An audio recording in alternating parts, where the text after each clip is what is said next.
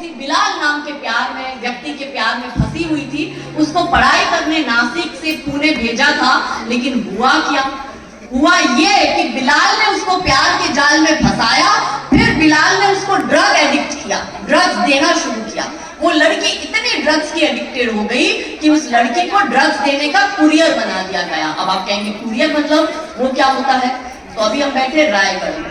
यहाँ से यदि रायपुर ड्रग्स सप्लाई करनी है तो हिंदू की लड़की सप्लाई करेगी। अगर पुलिस पकड़ेगी तो काफिर की बेटी पकड़ी जाएगी, रुखसाना अफसाना नहीं पकड़ी जाएगी।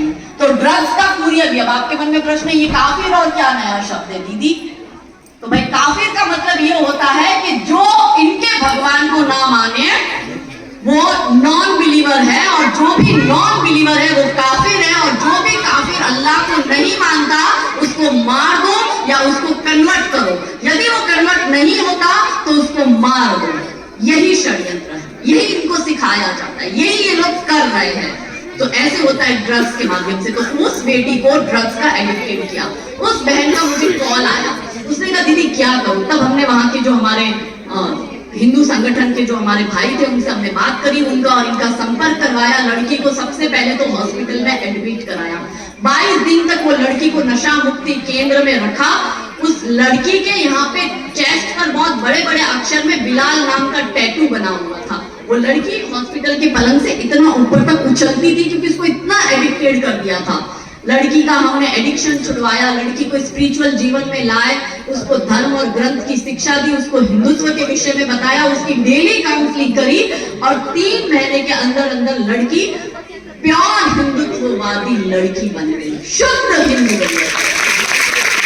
और फिर उस लड़की ने आध्यात्म के समाधि के का जो स्थान होता है, हम जैसे समाधि करते हैं तो वो जो भाव में बैठते, उस भाव का फोटो क्लिक कर मुझे भेजती है। गले में उसके तुलसी की माला, बड़ा सा उसका तिलक, और मैं देखकर खुश हो गई। क्योंकि मेरी बहनों, हमारे बच्चों को हम बताते ही नहीं है कि हमारा धर्म, हमारा कल्चर, हमारा संस्कार क्या है, और इसलिए वो अब्दुल के झांसे में पड़ जाती है।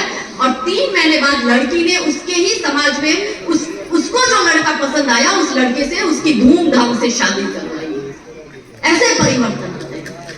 बड़े बड़े मंच से बड़ी बड़ी बातें दीदी बोले, बहुत अच्छा दीदी बोलते हैं। देखो हम एक्सीडेंटल ऑरेटर, हमें बोलना वैसे नहीं पसंद, हमें मीडिया में जाना भी नहीं पसंद, हमें टीवी में आना भी नहीं पसंद, हमें सिर्फ जन जागरण करना पसंद है। बड़ी बड़ी बातें करते हम परिवर्तन नहीं ला सकते। परिवर्तन समाज में लाना है तो कंफर्ट जोन से बाहर निकलना पड़ेगा, ग्राउंड पे उतरना पड़ेगा, और तब जाके आप समाज का उद्धार कर पाएगी। तब आप सही अर्थ में नारी शक्ति कहलाएंगे।